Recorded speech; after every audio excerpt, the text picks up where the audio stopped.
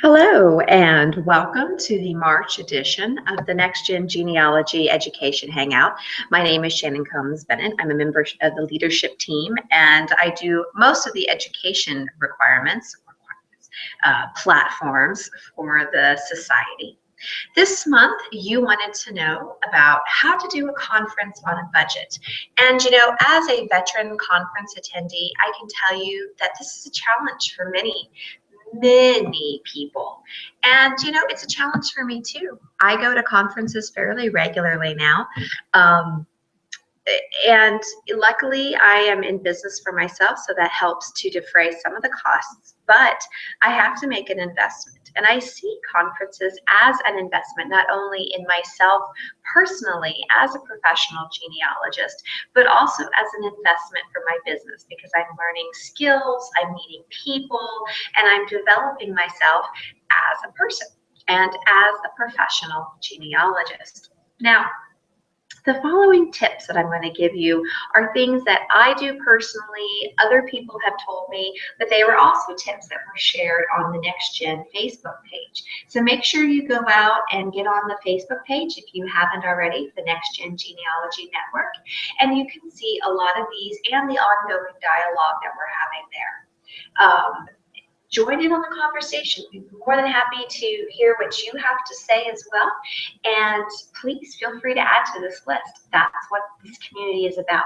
Helping, reaching out, mentoring, and making young professional genealogists successful. So let's start with conference registration fees, because going to the conference, registering for the conference, that is the number one thing you have to do to get there. So here's some tips for you on how to get the conference cheaper than normal. So look for any opportunities available to you where you could have a discount.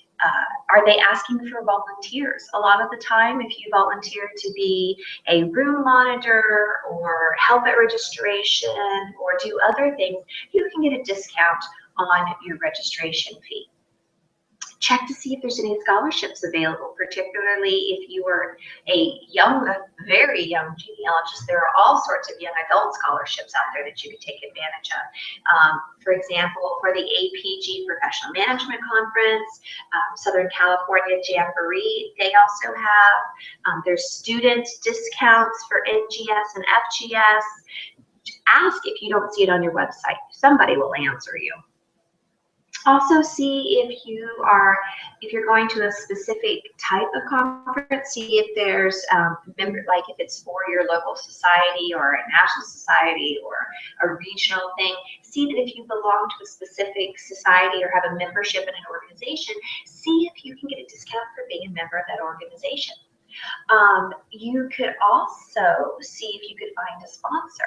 Sometimes if you're a blogger or you work for an organization, or let's say you know a friend who's going to have a booth in the exhibit hall, see if they'd be willing to give you the conference registration that comes with the booth for working a few hours every day or specific times or doing a shift or two for them. Trust me, after working booths at a conference hall, the exhibit hall is crazy, and people who deny help are lunatics because you need every single hand you can get. And if somebody's willing to work for it, let them work for you, right?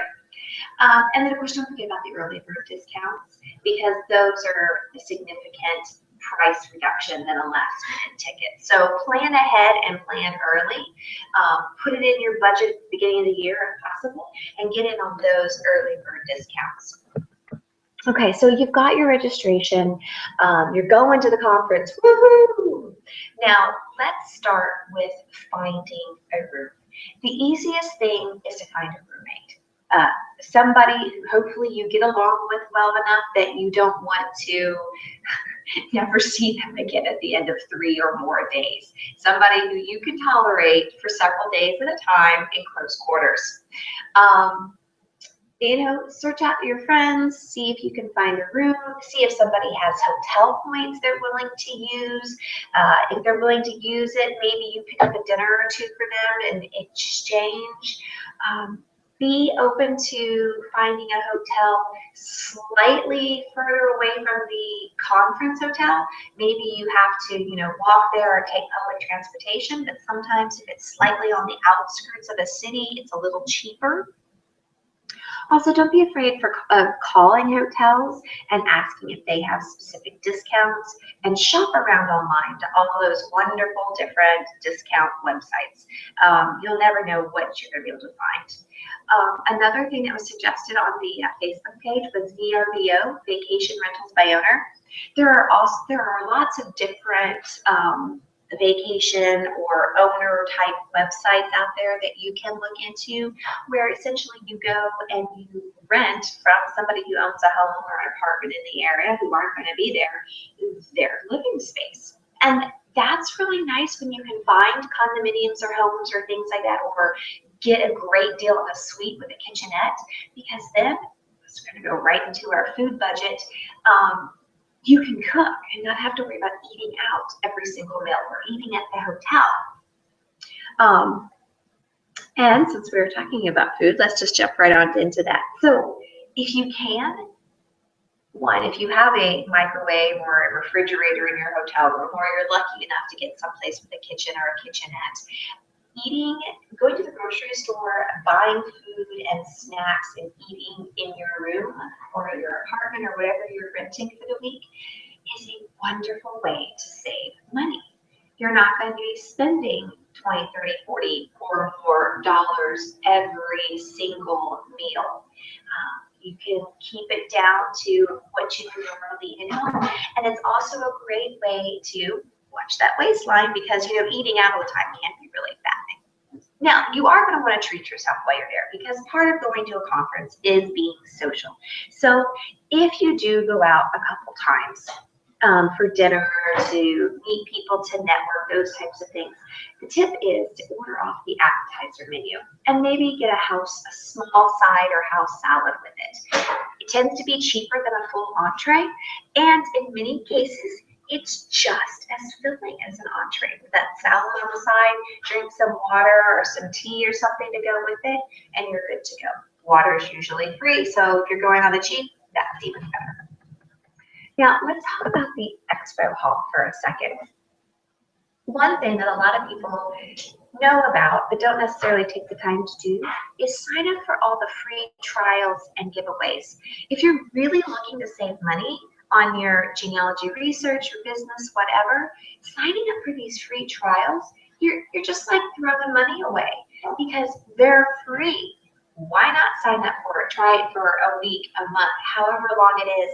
Squeeze that resource free, of course. And maybe you'll find out that, yeah, you really do want to get a membership or a subscription or whatever it is, but at least try it. I mean, they're giving it to you for free, right? And the other thing about the expo hall is, especially for some large conferences, visiting every single vendor may not be possible. So this is why, as soon as the vendor list comes available, go to it. See who's going to be there. Star the ones that sound interesting. Check out their websites from your home before you leave, and make a list of people that you really want to see. Maybe they are specific to your field of research. Maybe they have a product you're interested in. It can be any number of reasons. Kind of get a game plan together. Make a wish list of things that you want to do and see there, particularly if there's some people who are selling books that you're interested. I'm one of these people where I still like to see the book, hold the book, flip through the book before I buy it. So, make sure that you have a wish list of what you want to buy and a budget. Budgets are crucial, and don't go over the budget. I know it's hard. I know there's all those pretties and it's shiny, and I want to have this, and I want to have this, and I want to have that. Think about it. Plan it out. Set a budget. Stick to the budget. If you need to spend the first day just wandering around checking prices, wander around and check prices. Go back later. And the other thing I want to suggest is, especially if you are flying on an airplane to conferences, you may have to invest in shipping stuff either to the hotel, and in particular, if you get a lot of stuff from the vendor hall, you're going to want to ship it back home, because with airline fees and baggage and stuff right now, depending on how much you buy, you're not going to want to go overweight on your baggage because it's really insanely expensive. And we won't discuss that right now. But the next thing, since we're talking about airplanes, is transportation. Now, of course, the further out you can book, especially if you have to fly, the better it is. Now, I like to travel by Amtrak on the East Coast, so check out, the train. So to me, it takes it might only be an hour and a half flight, but when you have to add in drive time, check-in time, security time, baggage claim time, and all that kind of stuff at the end, it's actually almost the same amount of time for me to take the train from where I live to New York City as it is to fly. And I get to pick my own seat, pack a bag of food, and sit there and work the whole time and not be bothered and see beautiful scenery. So, check around. Might be able to find a really good deal depending on where you live on various types of transportation. For the city in question, make sure you check out their public transportation. It's going to be a lot cheaper than a cab in a lot of instances. See if the hotel you're staying at has a free shuttle. If there's not a free shuttle, see if there's some sort of ride share or shuttle service. Make sure you check Uber. And also see, what's free and what is not, so that you can kind of keep a running tab. And make sure to check out, especially for shuttles and things, if you have to have a reservation. More than one person has shown up being told that there's a free shuttle, get there and not realizing that even though it's free, they still have to have a reservation. Now, the last thing I want to talk to you about is networking. Because honestly, for young professional genealogists, conferences, no matter how big, no matter how small, it's all about networking. One of the major places that networking happens is not at the sponsored lunches and dinners the conference may have. And those can be really, really pricey. And unless there's like one that has a speaker that you just want to hear, or is an organization you belong to, don't worry about going to those. Go to the after hour things, the socials afterwards, where you just get to meet, mix, and mingle. Seek out those opportunities to meet up with genealogists, especially genealogists you want to meet. Meeting with groups or associations you belong to, like the Next Gen Genealogy Network.